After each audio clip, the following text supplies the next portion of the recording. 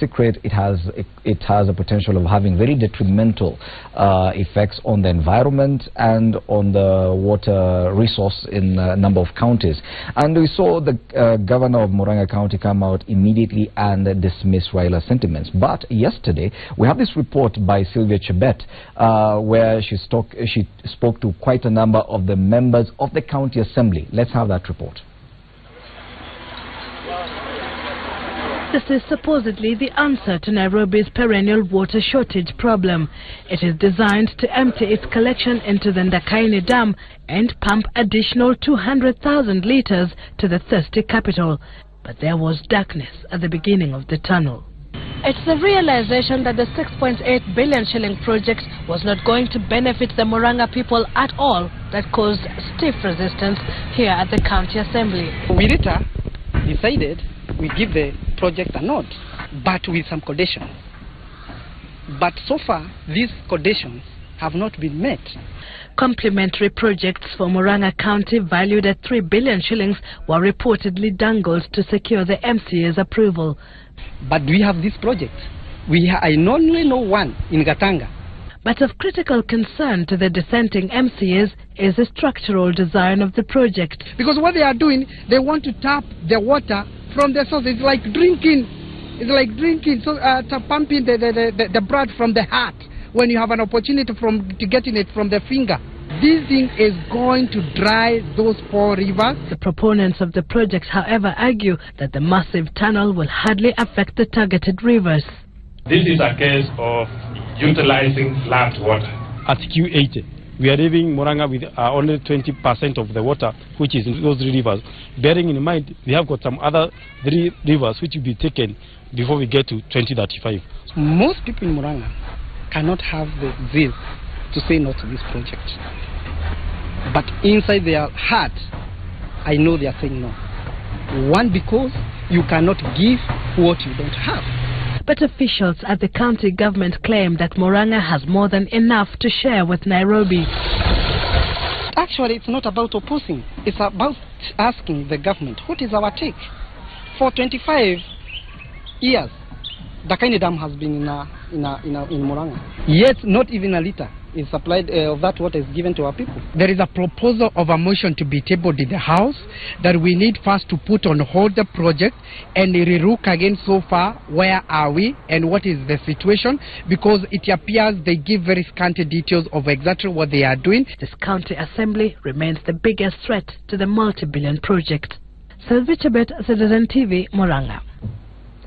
Yes, and that matter, the Mombasa governor, Ali Hassan Joho, has also weighed in on it and said that this project will affect not just Murang'a, but the entire Tana Basin people. And we have the senator from Mombasa here. Do you agree with your governor? You know, for me, I want scientific evidence. And I'm told the environment, what the Jubilee government needs to do is to produce, because what the Murang'a people are talking about are the interests. Why would, a whole tunnel that is taking water to Nairobi pass by Murang'a and not have, outlets into Murang'a County? Extremely common sense issues. Because any mega project is supposed also to benefit some of the carrier counties.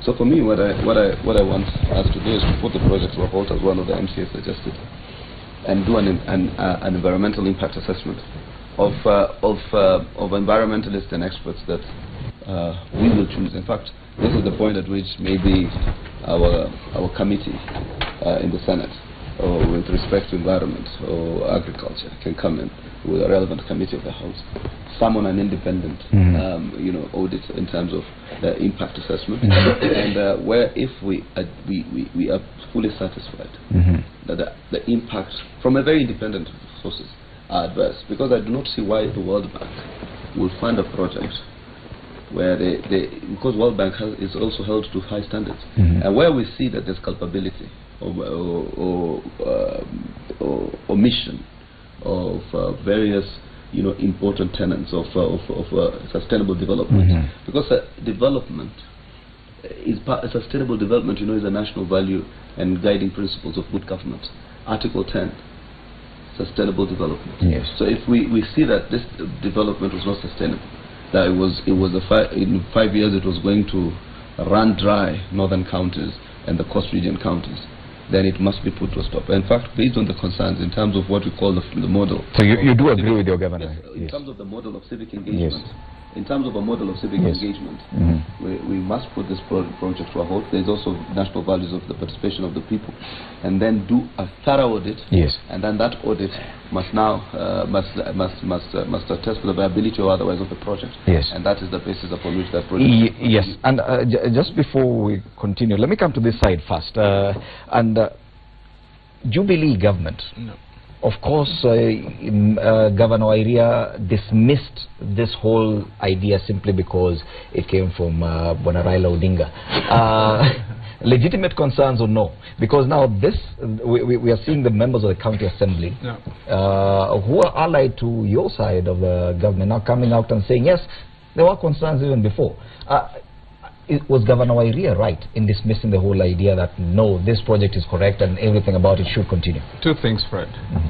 One, at the level of Raila and the rest, at that level, it is simple, pure brand politics.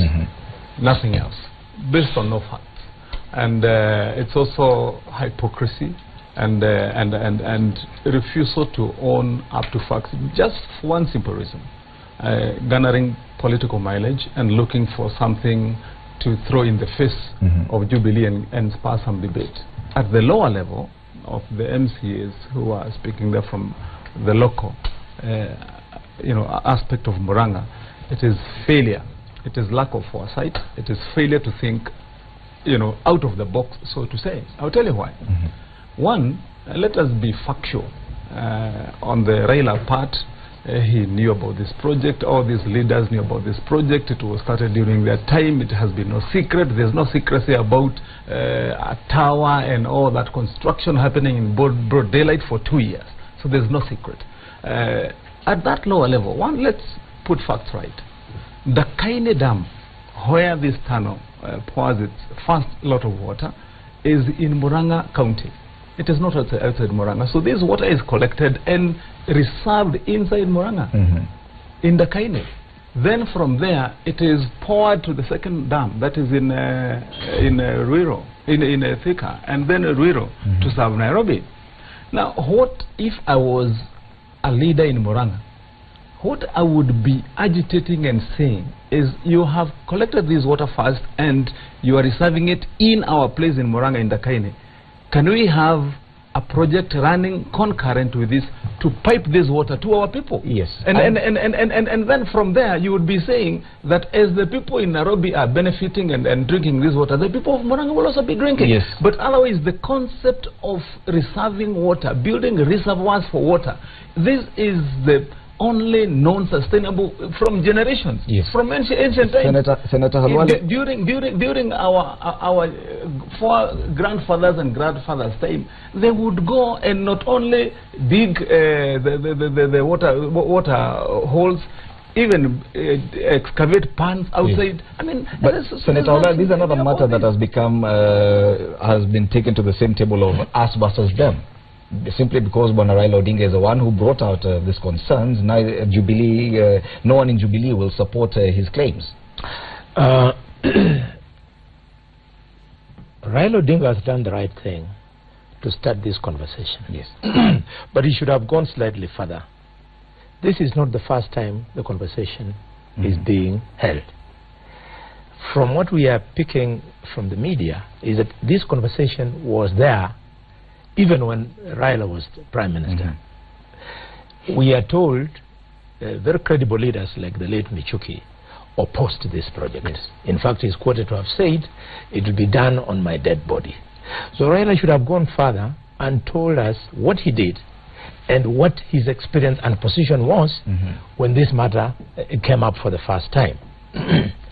But more importantly, I want to agree with Senator Omar Hassan that this thing is a complex scientific issue. Yes. With far-reaching implications. You cannot expect the World Bank to fund a project that is going to cause desertification in this country, because it is the World Bank that fights destruction of the environment. Yes. Yes, it does.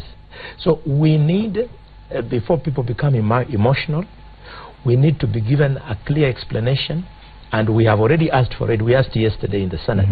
We are asking for the environmental impact assessment report. Yes. We want to read it and understand. So my advice is this. Politicians, me included, we should line behind experts, scientific experts, to drive this conversation. Yes. You know, there is that attitude of conservatism in human nature. If people are always afraid of new ideas. There was a time when people sat and said we must dig the Suez Canal, and they did it. People sat and said we must dig the Panama Canal, and when the Panama Canal was done, there was a lot of opposition. I don't know, Senator Omar Hassan, I don't know if they've been to Panama. It is graphic. They have captured how people fought the idea of having the Panama Canal, and thanks to the Panama Canal, we changed international transport using the sea waters. So before we go this far, let our professionals drive it. Let me give you a small example. My own personal experience. I came up when I was member of parliament in Kolomani. I didn't want women and children to carry water from the rivers. So there's a scenic place in Kolomani called Eregi. So I decided to create a Elregi water project, whereby I managed to pipe water upstream from the rivers, pump them into a reservoir, and then threw that water into the villages downstream, so that there was a tap in every home. I was not using a single watt of electricity. I was purely using gravitational force. Because I did environmental impact assessment and I found it was doable, I was fought for a long time because people were saying I will dry the water upstream and the people downstream will not have water. Yes. But after it was implemented, the water is taken to the reservoir, and once the reservoir is full, the flow of water continues. Yes. I want to encourage at the end of the day, and this will be my contribution in this debate, eventually when we have to play a role, that the bigger thing is for us to protect the water tower. The water tower in Aberdare is the one that controls this area. Aberdare, and even go beyond to the Mau and the Kakamega and the Ebra and the Nandi. We protect these water towers and improve the amount of water that comes from the water tower of Aberdare, so that there is enough water for people of Murang'a and subsequently to Nairobi. I want to rope in Bwana Mudhomi Njuki into this conversation, but incidentally, before Bwana Njuki, my director informs me that Senator Halwale, you will be required in the other studio in a short while to perform something. So just be on standby. Breakfast. Just be on standby. I'm sure it must have something to do with food. I don't know how to cook. Honestly, we're also waiting to see what that will be. But Njuki, are we therefore running the risk of dismissing this whole debate that should actually be handled by experts? Because as Senator Halwale says, it is a very complex project. Yes? But is it that we are diluting this whole debate when we let politicians handle it? Allow me first of all to say that my background is a scientist. Yes. And therefore, I believe in tangible evidence in terms of when you have an experiment, let us have results that can be interpreted. The whole of this thing, the approach is what really we missed in the first place. If I was Raila Odinga, if this thing has credibility in terms of having to cause that environmental disaster, I would have taken it through Parliament. Whereby it would come in a form of a petition by a member of the public, and that way it would be very credible, because when being the leader of opposition comes out and says there's a problem here, definitely we have interpretation to mean that this is a war, and you can see how people are coming in now saying this guy is looking for inroads into Morang. In the meantime, I do not want to say that I stand with Jubilee's position or CORD's position. I want to stand with the Monanchi. And in this particular case, lack of information, especially what is being displayed by the Moranga MCAs, it's actually ignorance, because they have no capacity to stop that project. That project can only be stopped at the national level because that is a national project, and that is why we never devolved these resources where we have, for example, rivers passing through several counties where maybe the county of Taita Taveta wants to charge Mombasa County for the water that comes from their hills. You know, for that reason, it was important to make sure that that is absolutely independent. When you say that it must benefit from a resource that is passing or being done in the county, that it may be partly right, but it cannot be right, because when the pipeline is coming from Mombasa, you cannot at every point decide that instead of the people from Voi buying fuel from tankers, you put for them a tap. You know, it is not possible. The only thing that this implementation should ensure is that we have a corporate social responsibility to these people who are the owner of the resource to be able to benefit from this resource, but not necessarily directly. Because one, water resources that is necessary, but when you have excess, that excess does not benefit anybody in any way unless it's tapped.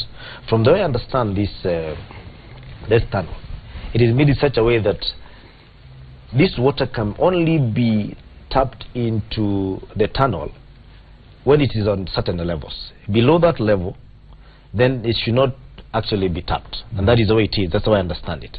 It means that there's a lot of excess water that has been going all the way to Indian Ocean through our rivers and does not benefit anybody in this way. It just keeps on feeding the oceans.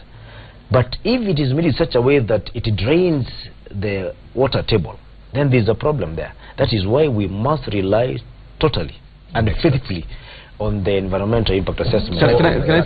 We need to divorce politicians from this. In fact, I gave that statement because yesterday we considered her as wiper to give a solidarity message to what was said. So what I did, I decided to also do my diligence. So what I did is I called a friend in World Bank who serves at a very senior position, and I asked him, how could you? He says he highly doubts that World Bank could have proceeded with the project without the necessary documentations. So, and what he told me is why that's what I said, and which Senator Khalwale has agreed to it. He says that World Bank, whenever a matter is riddled in any controversy, they are not immediate. If immediate is to commission some kind of an audit of the project, or to some kind of an independent assessment of the project, in addition to what has already been done. So for me, what we didn't think it necessary for us, now for us is just to call either to invoke our mandate as senators or members of the National Assembly to summon that evidence. And I don't know what's so hard about the Jubilee government just presenting evidence. This is what participatory democracy is all about. This is what transparency and accountability is all about. Table the evidence of the impact assessment. Today, Wakhungu should have been all over, splashing that evidence out there and giving it to media houses. And if necessary, we put a moratorium on this. How many months? Let me tell you, how many months does it take to do some kind of a study with anybody who, in fact, World Bank might be able to support that person, because even their integrity is in question here.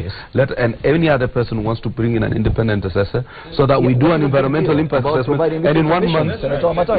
Yeah, absolutely. The point is this, that's why you. What is the point? And Hassan Omar is very, very right as far as the question of politics is concerned, because that's why I said it is pure politics. If it was not politics, what Raila would have done is said, table this evidence and give it out. Let it be seen. If that was what he had said, it would have been given the following morning.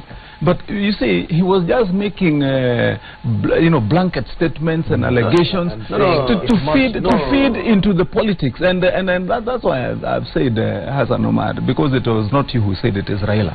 Now you are saying what should have been said. You are saying you let the evidence be seen. That is the correct way, and you have also summed up this very well. You know what, Fred? If you are building a simple road and you're funded by the World Bank, and one person, a peasant somewhere with a quarter of an acre passing, which that road passes through, comes and raises an objection at the preliminary stages, the World Bank will not build it until you settle that issue. They are that meticulous and that strict. And so the question of environmental impact assessment, all those things, they must have been done. And remember, this project was not commissioned by the county government of Murang'a, neither by those MCAs. It was done by national government. in 2012 when Raila Amolo Odinga and Kibaki were there. There is no way, I tell you, that this would have been done without documentation. But what I'm saying is this, that as my fellow friend here from CORD side says, devoid of politics, say, let us see the documents, let the one see the documents. Let me just say something when it comes from a political point of view.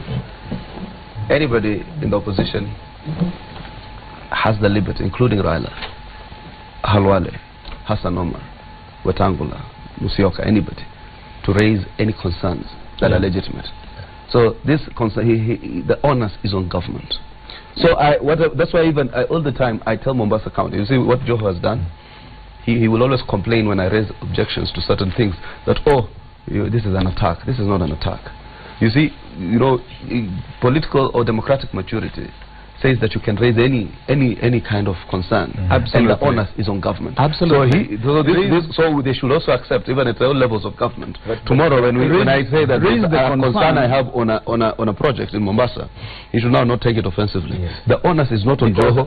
The onus is not on Raila. The onus is on government. Now to prove raise the concern, but raise it genuinely. No, you can't dictate how those concerns are raised. They can be raised in any particular. If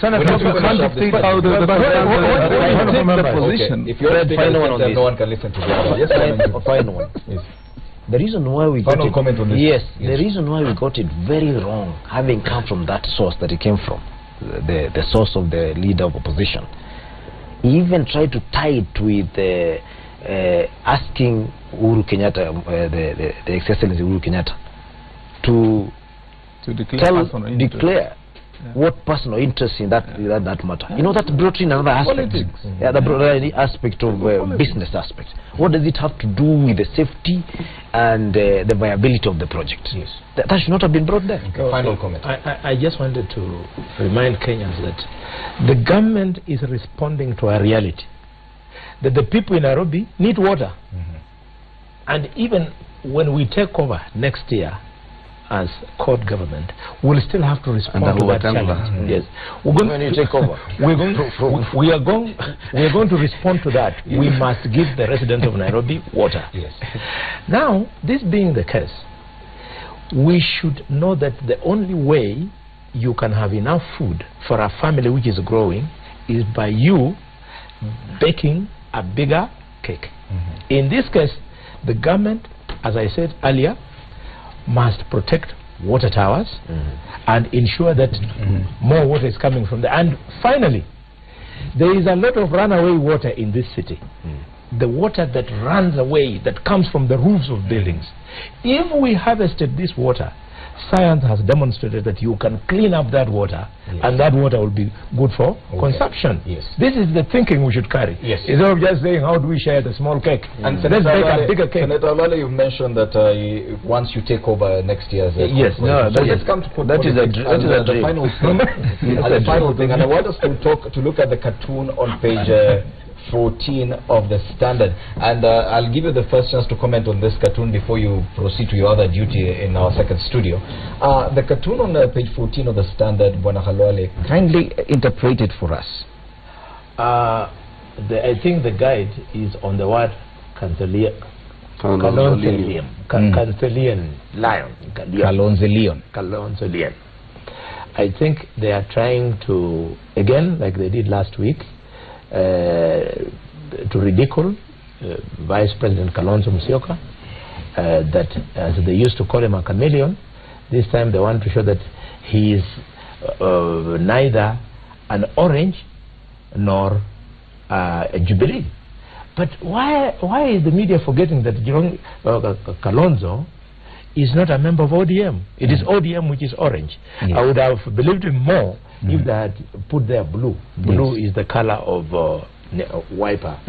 I think Kenyans should just take this for what it is, an attempt to project Kalonzo as a leader who is indecisive, and this is just to serve a narrative that Kalonzo will not remain in CORD. Somebody wants that is on his way on his way to Jubilee. Okay, that's all. Okay, so Bonalole will allow you to leave the studio right now, proceed to the other studio. Someone is waiting for you out there. They will direct you there. We'll be joining you in a short while. Thank you. Yes. I hope but before I come to Bona Omar, yes, as Bona Omar leaves us for the other studio, you can proceed now. Oh, yes, thank you. I hope you learn how to cook. Bona Omar Tangi, yes. I was telling him to make sure that he makes good breakfast and don't overburn it. You know, I know we are coming. How you if it has something to do with food. I don't know how to cook. Please don't. And I will never cook for you. Bona Omar Tangi, come back to this conversation. Can you proceed and do a good job? You are known to make your interpretation of this cartoon. I'll give you the you know, last week we had this discussion, and I want to say that we must respect the fact that Kalonzo Musyoka has got a democratic right in this country, like every other Kenyan, to make political decisions the way he made him fit. And he's not only correct when he thinks in a certain way. I mean, he can think, and for example, supposing he found that the atmosphere and the issues in court right now are so against what he stands for or what his party stands for, I mean, doesn't he have the liberty to want to go to Jubilee? The answer is yes. If he thought that he would have a better working relationship, that his ideals would be better projected in Jubilee, he would want to go there and he would be welcome. So I think, you know, trying to depict him that way to show like he's indecisive, you know, I think all of us, everybody, has got to be given that liberty to think either way they think. And maybe, and I use the word maybe, it is true of the environment that subsists right now in CORD, that the mess is there for everybody to see. So if children on the streets can see that there is chaos in CORD, why would one not expect Kalonzo Musyoka, who is a leader, not to see it? I mean, if everybody has been lamenting, and these cartoons are there all over. By the way, not only today. There was another day. There was another one when these three gentlemen were in one bed that had cracked into three. One of them is lying on that side. The other one is sliding downwards. I mean, they're there all the time. So that is the reality of how things are in CORD. Yeah, allow me to speak so that my friend can summarize, because he's from Wiper. You know, if you haven't met Kalonzo Musyoka in person, you may not understand this, but I have happened to have interacted with him once or twice or thrice in my life. And Kalonzo as a person is a very brilliant guy. You know, this nice guy you want to be around. And I want to tell Kalonzo not to be boxed into a situation that he wouldn't like to stay in because of this kind of thing. Because in politics, we do not have anything like permanent camps. It is a question of what is good for you and your people. If today Uhuru Kenyatta and William Ruto have formed a government, and yet I remember it was in 2007, it is possible for Honorable Kalonzo Musyoka to form a government with anybody in this country who can benefit his people of Ukambani and Kenya in general, and himself. Therefore, this looks like intimidation. It's kind of a warning to him that we know you're moving. Don't move. I will tell you, move faster. Let us see more red than yellow. Yes. And of course, the cartoon reads that it's a nature trail, Kalonzo a family chameleon. This reptile has a distinctive ability to change color with highly mobile, independent eyes and a rapidly extrudable tongue to aim at its prey. Gado is a very brilliant political satirist and cartoonist. Over the last 2 to 3 weeks, he's run a very dangerous narrative of trying to destroy every other opposition leader. I think when you use the power of your pen and the optics, you must be very careful what narrative you're trying to run out there. He has deliberately and consistently destroyed the other two principles by trying to cast them as lesser. You know, and I think for a satirist who I think has a very good political mind and has won accolade globally, he also has a responsibility to his audience in terms of accuracy, in terms of believability. in terms of also running narratives that do not appear to suffocate the opposition in this country, which itself has its own inherent challenges. Being in the opposition in Africa is not easy. Kalonzo is not a Raila supporter. Kalonzo is not a member of the ODM. He might in the context of the last 2 elections, he might not have had as many votes as Raila, but Kalonzo contributes to a voter basket. Kalonzo is not Junet Mohammed or Mishimboko. Kalonzo does not need Raila Odinga to be Kalonzo Musyoka. They are in a collegiate where everybody has his competences, which they contribute to the basket so as to make the opposition strong. Kalonzo, by the estimates, brings anything between 1.5 to 1.7 million votes, based, if we were to do it merely on arithmetics of let's say Kamba. And he has a potential to expand that arithmetic based on his routings as a party in Tana River, in Mombasa, in Garissa and the rest. So he has a potential to expand it. So when you caricature him in such a demeaning way, it is poo-pooing on his fellowship, it is poo-pooing on the political initiatives of Kalonzo Musyoka. So I think it is in bad faith that he's not orange. At least he should have been blue, as Alwale said, maybe wanting to turn red. But to constantly try to demean the political caricature is an opinion. Absolutely, like a writing. But these opinions implant perceptions. Yeah. So they implant perceptions. So you see what has happened, and maybe we might have had our failings as a party. Maybe we were too committed to the coalition, to the extent that we decided to do everything, and literally, technically, did not do many party-oriented activities. So we did coalition-oriented activities, to a point where people could not draw. That's why the last time I was here, I was telling your guy that CORD is not orange. CORD has its own signal, its own imprint in terms of its own logo. So I think maybe there might have been that bastardization where people now did not their distinct entities within this coalition, and that's why these distinct entities have continued to pronounce themselves. And when the distinct entities now start to pronounce themselves, then that's what you do. You know, because now Wiper is holding stake. It's on its own popularization, and next week we're having a major activity. We are having major activities.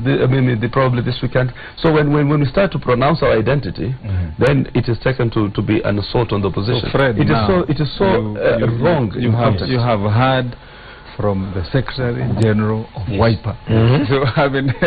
That is the, of course, you understand when Senator Hassan Omar speaks that passionately.